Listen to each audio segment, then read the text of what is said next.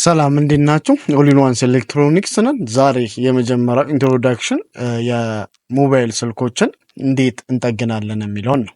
ሞባይል ስልኮችን እንዴት አድርገን እንጠግናለን? ምን አይነት ሞባይል ስልኮች አሉ? ተቾች አሉ፣ ፌኮች አሉ፣ ሳምሰንጎች አሉ፣ ኢንፊኒክሶች አሉ። የተለያዩ አይነት የስልክ ሞዴል ያላቸውን ስልኮች አብረን እየጠገንን የምናይበት ይሆናል ማለት ነው። ስለዚህ ሙሉ ኤሌክትሮኒክስ ጥገና ከሞባይል ስልክ ጀምሮ አለም ማለት ነው።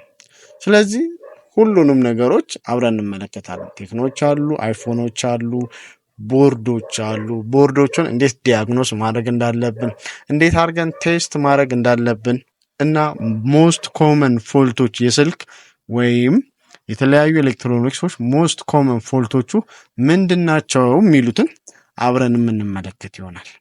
ቦርዶች ከተፈቱ በኋላ እነዚህ ነው የሚመስሉት። ይሄ የተች ስልክ ቦርድ ነው። እነዚህ ደግሞ የበተን በተለምዶ ጠቅ ስልክ የሚባሉ ስልኮች ቦርድ ነው ማለት ነው። እንደምትመለከቷቸው የሁለቱ ቦርዶች ተመሳሳይነት አላቸው፣ ልዩነትም አላቸው። ላዮቸው ላይ ያሉት አይሲዎች አገጣጣሟቸው ፓወር አይሲዎች አሉ፣ ቻርጂንግ አይሲዎች አሉ፣ ኔትወርክ አይሲዎች አሉ እና ኮኔክተሮች አሉ፣ ሲም ኮኔክተሮች አሉ፣ የተለያዩ ባትሪዎች አሉ፣ ካሜራዎች አሉ። ስለዚህ መጀመሪያ ለመጠገን ስናስብ አብረን እንድንሄድ በቀላሉ ስልክ ጥገናን ቀላል የሚያደርጉ ማቴሪያሎች አሉ። ከነሱ መሃል የመጀመሪያው ሜትር ነው። ከዛ ቀጥሎ ደግሞ ዲሲ እና ብሉዋር ነው። እነዚህ አይነት መፍቻዎች የተለያዩ አይነት መፍቻዎች ያስፈልጉናል። አይፎን ስልኮች ለየት ያሉ መፍቻዎች ነው የሚፈልጉት። ሌሎች ስልኮችም እንደዚሁ የተለያዩ አይነት መፍቻዎች ይፈልጋሉ። ስለዚህ ጥገና ባሰብን ጊዜ መጀመሪያ መፍቻዎች ሊኖሩን ይገባሉ ማለት ነው። የተለያዩ መፍቻዎች ስራችንን ቀለል ለማድረግ ማለት ነው። ስለዚህ ይህ መፍቻ ውስጡ 3 ሌላው ተጨማሪ መፍቻዎች አሉት፣ የተቀያየረ የሚያገለግል ነው። ከዚህ በፊት የሚያሳዩዋችሁ ደግሞ ብዙ አይነት መፍቻዎችን በውስጡ ይዟል ማለት ነው። ከዛ ቀጥሎ ረዘም ያለ መፍቻዎችን እንጠቀማለን። እንደ ስልኮቹ አይነት ባህሪ መፍቻዎቹ የተለያዩ ሊሆኑ ይችላሉ ማለት ነው። ስለዚህ እነዚህን መፍቻዎች በአግባቡ ማዘጋጀት አለብን ማለት ነው። ከዛ ቀጥሎ የሚመጣው ጋጀት ምን ይሆናል? ፔስቶች ያስፈልጉናል፣ ሶልደሪንግ ፔስቶች ያስፈልጉናል፣ ቲዩዘሮች ያስፈልጉናል። ቲዩዘሮች አይሲዎችን የምናነሳባቸው፣ ቻርጀር ፒኖችን የምንበይድባቸው፣ ጃምፐሮችን የምንይዝባቸው። ስልክ ጥገና ካሰብን ግዴታ ሊኖረን የሚገባው ነገር ቲዩዘር ነው። ያለ ቲዩዘር ብዙውን ስራ መስራት አንችልም ማለት ነው። ስለዚህ ሜትራችንም ወሳኝ ነው። ሜትራችን ቮልቴጆችን ለመለካት፣ ሾርቶቹን ዲቴክት ለማድረግ፣ ኮንቲኒቲ ቴስት ለማድረግ የሚያገለግለን ሜትር ነው ማለት ነው። ስለዚህ በእነዚህ ከዚህ ቀጥሎ በሚኖሩን ቱቶሪያሎች ላይ ብዙ ጊዜ የምናተኩረው እንዴት አድርገን ስልክን እንጠግናለን አብረን ዲያግኖስ እያደረግን ስልኮች ላይ እነዚህ የተለመዱ ስልኮች ላይ የሚያጋጥሙ ኮመን ፎልታቸው ምን ይሆናል የሚለውን አብረን እያየን ነው። ስለዚህ መጀመሪያ የምንጀምረው ከምንድን ነው ማለት ነው? ከበተን ስልኮች ባህሪ ነው ማለት ነው። የበተን ስልኮች ቦርዶቻቸውን እንጠግናለን፣ ስክሪናቸውን እንጠግናለን። በተን ስልኮች የምንላቸው እነዚህ ናቸው። መቼም ታውቋቸዋላችሁ።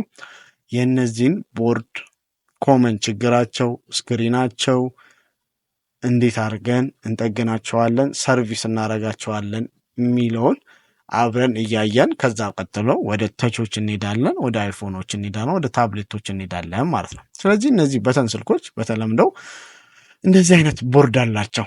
ነጭ ቦርድ አላቸው፣ ሰማያዊ ቦርድ አላቸው፣ ጥቁር ቦርድ አላቸው። ላዮቻቸው ላይ 2 ወይም ከዛ በላይ አይሲዎች ሊኖሩ ይችላሉ ማለት ነው።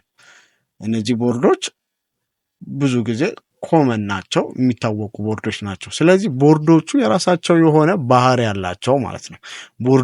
እነዚህ ቦርዶች ሁል ጊዜ የሚያጋጥማቸው ብልሽት ምንድን ነው የሚለውን አብረን እንገናኛለን።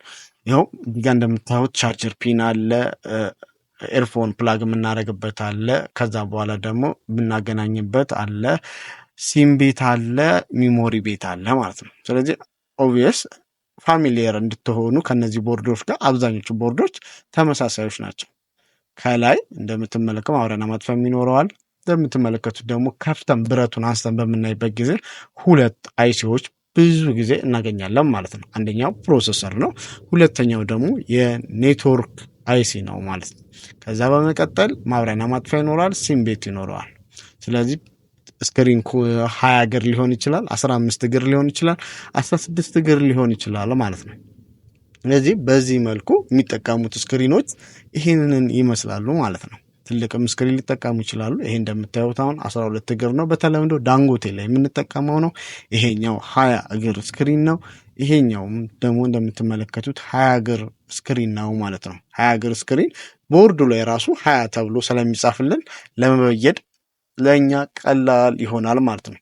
ከዚህ ቀጥሎ ሌሎችም ስክሪኖችን ይጠቀማሉ። እንደምታያቸው ትንንሽ ሳይሆኑ ትልልቅ ስክሪን የሚጠቀሙ የበተን ስልኮች አሉ ማለት ነው። እነዚህ የበተን ስልኮች አሁንም እንዳልኳችሁ 14 እግር የሚጠቀም አለ፣ 15 እግር የሚጠቀም አለ፣ 20 እግር የሚጠቀም 24 እግር የሚጠቀም የበተን ስልክ አለ ማለት ነው። ትልልቅ ስክሪን የሚጠቀሙት እንደዚህ አይነት ትልልቅ የሆኑ ጃይንት የሆኑ ጄክስ ስልኮች ትልልቅ ስክሪን ይጠቀማሉ ማለት ነው። ግን አብዛኞቹ ተመሳሳይ ናቸው። ሁለት አይሲ ነው የሚጠቀሙ እንደምትመለከቱት። ኤርፎን ፕላግ የሚደረግበት አለ። ሜሞሪ እና 2 ሲም ይይዛል ማለት ነው። ይሄ ስልክ ባትሪ አለው ላዩ ላይ እንደምትመለከቱት ነው። ስለዚህ ብዙ የሚለያቸው ነገር የለም ማለት ነው። ኮመን ተመሳሳይም የሚሆንበት ጊዜ አለ፣ ብዙ ደግሞ የማይለያዩበት ጊዜ አለ ማለት ነው። ስለዚህ ስክሪን ብዙ አይነት ነው። በአይነቱ መግጠም ይጠበቅብናል ማለት ነው። ስለዚህ ስክሪን እንዴት አድርገን እንደምናነሳ እንደምንገጥም፣ ኔትወርክ አይሲ ችግሮችን እንዴት እንደምንፈታ፣ የፕሮሰሰር ችግሮችን እንዴት እንደምንፈታ፣ ሾርቶቹን እንዴት እንደምንፈልግ ሙሉ ለሙሉ እነዚህን ስልኮች እንዴት አድርገን ሰርቪስና ጥገና መስጠት እንደምንችል እናያለን ማለት ነው። ከዚህ ቀጥሎ የተቾችን እናያለን። እችኛው ሳከር ለምን ደሞ የምንጠቀማት ይሄ ቻርጀር ፒን በምንቀይርበት ጊዜ ሶልደሩን ለማንሳት አልፎ አልፎ እንጠቀማታለን ማለት ነው። ብዙ ጊዜ እኔ ቻርጀር ፒን ለመቀየር ሶልደሪንግ ሳከር አልጠቀምም። ስለዚህ ቻርጀር ፒኖችስ የምንላቸው ፒኖች እነዚህ ናቸው። ቻርጀር ቦታዎች በሚበላሹበት ጊዜ ቻርጅ አላረግም ሲል ወይም ደግሞ ቻርጅ መሰኪያዎቹ ሲበላሹ ብዙ ጊዜ የምንቀይራቸው እነዚህን ነው ማለት ነው። እነዚህም ሊኖሩን ይገባሉ። ስልክ ለመስራት ካሰብን፣ በተን ስልኮችን ለመስራት ካሰብን፣ ከዛ ደግሞ እነዚህ ደግሞ ማይክ እንላቸዋለን። ማይኮችም ሊኖሩን ይገባሉ በተን ስልኮችም በምንሰራበት ጊዜ ማለት ነው። ማይኮች ብዙ ጊዜ የሚበላሹና ብዙ ጊዜ የምንቀይራቸው ናቸው። የበተን ስልክ 25 ወይም 30% የሚሆነው እሱ ነው። ከዛ ቀጥሎ አይሲዎች ናቸው። ቻርጂንግ አይሲዎች አሉ፣ ኔትወርክ አይሲዎች አሉ። እነዚህን አይሲዎችም ሊኖሩን ይገባሉ ከሌላ ስልክ ላይ የተነሱ ማለት ነው። ስለዚህ እነዚህ አይሲዎች ከነዚህ ጋር ብዙ ልዩነት የላቸው። የራሳቸውን አይሲ አይተን የራሳቸውን አይሲ እንገጥማለን ማለት ነው።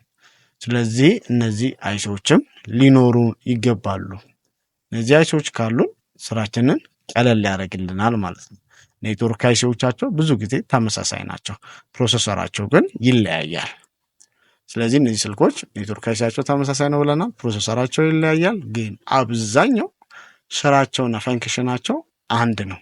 ብዙዎቹ የስም ልዩነት እንጂ ያላቸው ውስጣቸው ሙሉ ለሙሉ ተመሳሳይ ነው ማለት ነው። የተቾች ግን ትንሽ ለየት ይላል፣ ትንሽም ተለቅ ይላል። የሚጠቀሟቸው አይሲዎች ኔትወርክ አይሲዎች፣ ቻርጂንግ አይሲዎች እንዲሁም የተለያዩ አይሲዎች ለየት ይላሉ ማለት ነው። ስለዚህ ኔትወርክ አይሲዎችን እና 3G 4G የሚባሉ አይሲዎች አላቸው። ከዛ ቀጥሎ ስፒከሮቻቸው የእነዚህ የበተን ስልኮች ይህንን ይመስላል። ባትሪያቸው ይሄንን ይመስላል። እነዚህ ባትሪዎች በቀላሉ ይበላሻሉ። እንዴት አድርገን እንደምንጠገናቸው አሳያችኋለሁ ማለት። ስለዚህ ይሄኛው በጣም ትልቅ ስክሪን የሚጠቀም ነው። ቦርዱ እንደምታዩት አብዛኞቹ ተመሳሳይ ናቸው ብያችኋለሁ። አሁን ፋሚሊየር እንድንሆን ነው ማሳያችሁ። እነዚህ ስልኮች እንዴት አድርገን እንደምንጠገን አብረን የምንመለከት ይሆናል ማለት ነው። ስለዚህ ከክፍል 1 ጀምሮ እስከ ክፍል 10 የሚደርስ ቱቶሪያል አዘጋጅተናል። ስለዚህ በዚሁ የምንቀጥል ይሆናል ማለት ነው።